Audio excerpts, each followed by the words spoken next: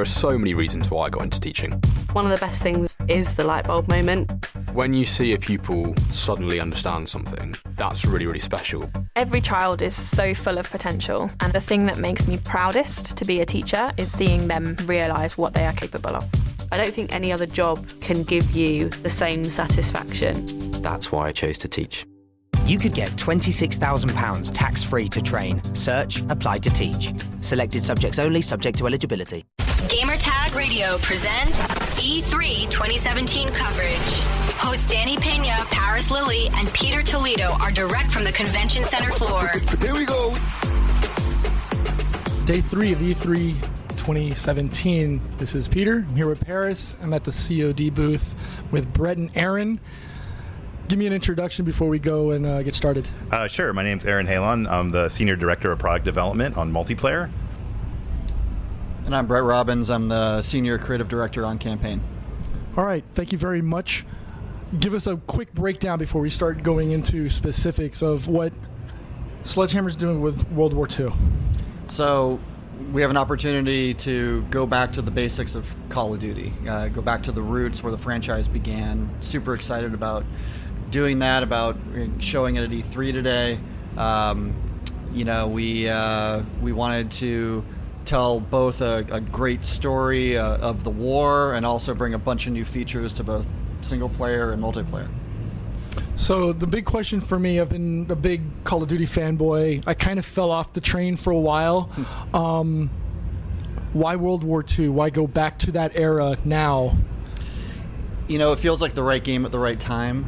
We had finished working on Advanced Warfare. We had an opportunity to do this. We knew the fans were really interested in it. It was something we'd been hearing about for a long time. As a studio, we were super excited about being able to do that. We're huge fans of the old World War II games, and when we got the opportunity, we jumped at it. So I want to start with multiplayer.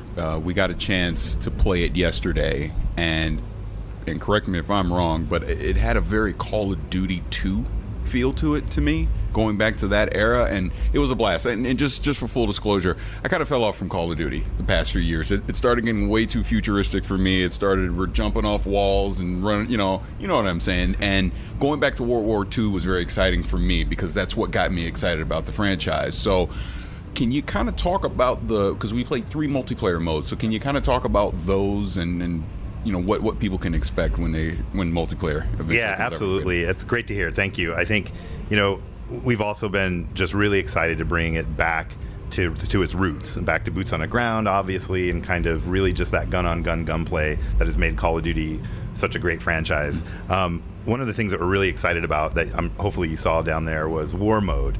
And War Mode is really unique and brand new to Call of Duty. You'll do things in War Mode that you've never done in any other past Call of Duties. So World War II really allowed us to do this asymmetrical combat, Axis versus Allies, multiple objectives that really have context and actually, bring the player into that fantasy of World War II. You're going to do things like actually build bridges, actually build up defenses, and then actually destroy those things. And we really felt that that's a really compelling new way to play multiplayer. Back at the studio, we know that we're onto something that's really exciting when the developing team is spending extra time late at night playing War Mode, hooting and hollering, probably some cussing going on as well. Yeah. But that's always a good sign, and it's something that we just know we've got something really special with War Mode. So we did, and then the other modes we did was just a typical team deathmatch, and then we did domination. Are we talking about any other multiplayer modes? Not yet today. I didn't think so. Had to ask. But we're also super passionate about those core classic modes of Call of Duty, and we'll have more in the months to come. Okay. And campaign. Sure. So with campaign, we got, they gave us a video highlight of, we saw a demo of what that was going to be, but what can you tell us about campaign as far as the story? I know we're going to be mostly following one character this time. That's right. Correct? Yeah. The story follows Red Daniels. He's a 19-year-old recruit. He's seeing combat for the first time. He's part of an American squad, the Fighting First, who are pushing through Europe, through France and Belgium and into Germany. It's really a very character-based story. It's really about these guys, these ordinary men, and what they went through, and the extraordinary circumstances around them.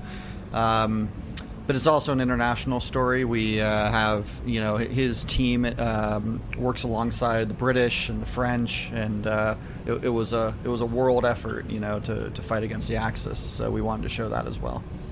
So I know Parris is called COD the GOAT, right? That's when you're talking shooters, right? It's what brought people, with Microsoft, brought them into the fourfold of online playing.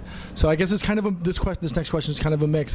What are you guys doing to bring back people, not just to the cinematic experience that the single player campaign is, but also the multiplayer, to keep them there, to make sure that they don't go back? Before you answer that, just like I told you before, really going back to World War II and the quote-unquote boots on the ground, it's bringing me back, because when I saw it, I go, I want to go play Call of Duty again. And then when I played it yesterday, I go, yep, I'm playing Call of Duty again. So, but if you could please elaborate on that. Absolutely, yeah. I'm speaking for single player. Just going back to the old weapons, a lot of that kind of nostalgia is all there. We're also making a game for 2017, so it has to be, also fresh and have a bunch of new features. For campaign, two of the new features we're showing are squad abilities. So, this game, you're not a super soldier, you're not a tier 1 operator. You're a young guy around regular guys. So it's about relying on the guy next to you, about that kind of brotherhood. So having these squad abilities where if you're playing well, you boost their morale, you inspire them, and they can help you out in combat. They can toss you a health pack, they can spot enemies for you, and it's a way for you to really rely on them and get bonded to them, just like we want in the story for these guys to be bonded together. So it was a nice mix of narrative and mechanics. I mentioned health packs. We're not doing only in campaign. We're not doing health regen.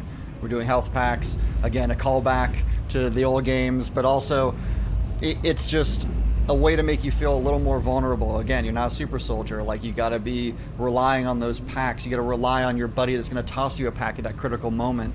That just felt like a very natural thing to do for this game. And we also have things like heroic actions, where over the course of a level, you can find wounded soldiers you can drag to safety. You may have seen that in the video. You can secure surrendering prisoners, and these are ways for you to just, again, help your squad out and also earn XP so you can upgrade your character as you go. So that's for single player. Yeah, and multiplayer, I think a couple other things in addition to war mode. One of the things that we're really proud of is headquarters mode. And you don't actually see it today at E3, but we're talking about it, you'll see it in the months to come. And it's something that goes back with Sledgehammer's history. So when we did Advanced Warfare, it was really important to us in multiplayer. For the longest time in Call of Duty, your identity is a gamer tag and your gamer title card. Right. And those are really important things because that's your identity in the game. And we really wanted to bring, and because it's a first-person shooter, usually you just see your weapon. And so in Advanced Warfare, we wanted to bring a virtual lobby, we called it at the time. And so you can see your player, kind of rotate him around, see all his gear.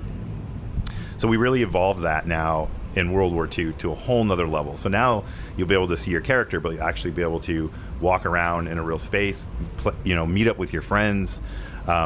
We call that headquarters. It's D-Day +3, so it's this awesome space where you can challenge other people to 1v1 in the 1v1 pit. You can look at leaderboards and compare stats against your buddies. Mm-hmm. We're really excited about that. You'll be able to prestige in new ways that you've never been able to do that before. And it all kind of ties together in a whole new social ecosystem, which we think it's brand new for Call of Duty, and we're really excited about that. We think that's going to be another thing that will bring people back. It's going to be like, hey, I want to go try this out. I want to be able to experience multiplayer in a more social way and compete, and bring all the things that made Call of Duty great. Kind of as Brett was saying, that it's back in that kind of core, back to its roots.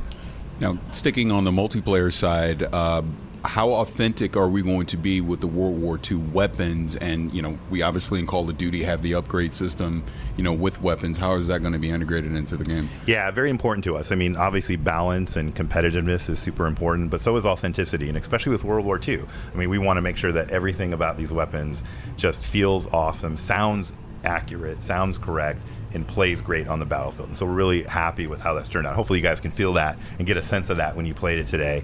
And the other thing we're doing to add a new element to the second-to-second gameplay with weapons is division weapon skills. So you're going to enlist into divisions now while you play multiplayer. So like Airborne or the Mountain Division, and they all have their own specialty. And they all have their own specialty with weapons. So in the Infantry Division, you're going to have a bayonet, and you'll have to kind of level that up. And first you'll be able to kind of bayonet someone, but eventually you'll be able to master the bayonet charge and kind of go into people and, you know, take them out in some new and different ways for Call of Duty. So you mentioned sound, and I'm a big sound person, right? And I was curious because I was hearing the M1 is one of my favorite of all time, and hearing that distinctive the ping, yeah.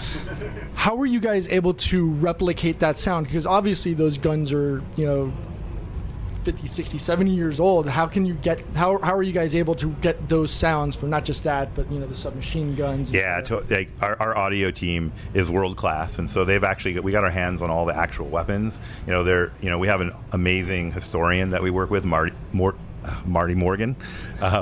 And he owns a lot of these weapons, and so the audio team went out, and not only were they recording those actual pings, they were, you know, recording even the sounds of like pulling the weapon up, all the little like Foley sounds that go with that, you know, a strap kind of clinging, and just the way, you know, super detailed.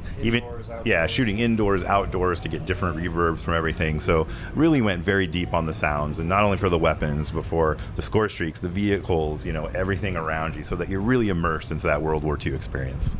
You mentioned vehicles, and that's one thing that's always, it was there for a brief respite in World at War, or I think it was World at War, right. And then it was pulled back because, you know, a lot of people were complaining about being overpowered. Is there a possibility that that vehicles are coming back? Well, probably not in the sense that you're kind of mentioning. I think we really want to focus on war mode, and so you can get onto a tank and fire the gun on the tank, right. And then you're able to control certain score streaks in multiplayer, and then certainly in single player, I know there are experiences where you'll be able to control vehicles, but I think we're kind of keeping some of that for a later date, not to spoil some of the campaign. Gotcha, that's fine. And so, official release date? November 3rd. And if people want more information, where do they go? Oh, where can they go, Alan, to get more information? Go to CallOfDuty.com. Yeah. Follow Call of Duty on Twitter. SH Games on Twitter as well. I have to throw in one bonus question before we get out of here. So he laughed.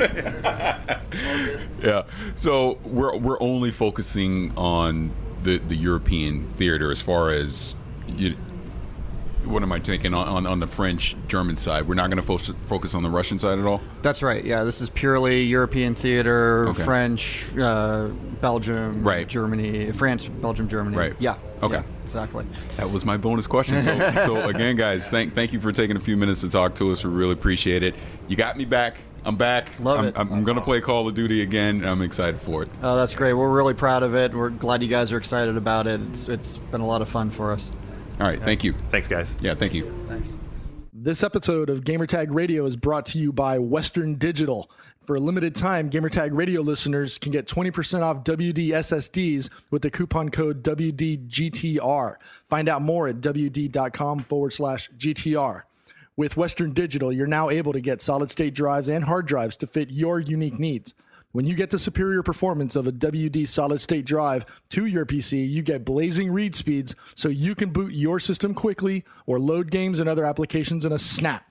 Combined with a reliable Western Digital hard drive, you get up to 6 terabytes of storage to keep your games library, direct feed video, podcasts, and more, all in a single place. Yeah, they sent you a couple samples, right, of this. So how's it been your experience so far?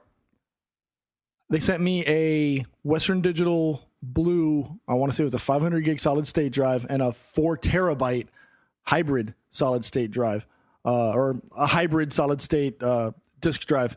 So in my experience, I've always done a combination because you take advantage of the performance of a solid state drive within your computer, and then you take advantage of the additional capacity that the solid state hybrid drives can give you, along with a larger cache package inside of the solid state hybrid drive. So it's something I've always taken advantage of, and I highly recommend that our listeners do so as well. Take advantage. You know, mention the site. Absolutely. WD.com or WDC.com/GTR, and just use the promo code WDGTR to get your 20% off.